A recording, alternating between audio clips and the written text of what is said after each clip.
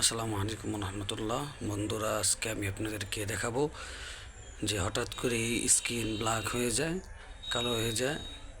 তো সেটা কিভাবে ছাড়াবো। দেখা যায় কীরকম কার্সরটা আমাদের সাদা থাকে কিন্তু স্কিনটা কালো হয়ে যায়।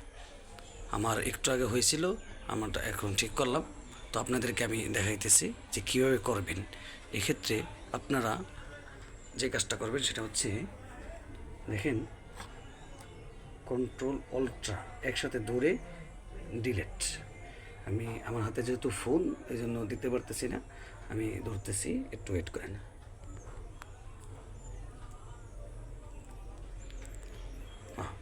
কন্ট্রোল অল্ট্রা আর ডিলেট চাপার পর এরকম একটা মেনু আসবে। মেনু আসার পর আপনারা টাস্ক ম্যানেজার এখানে আপনি ক্লিক করবেন। এরপর এরকম একটা মেনু আসলে আপনারা দেখেন উপরে ফাইল, এই ফাইলে একটা টাচ করবেন।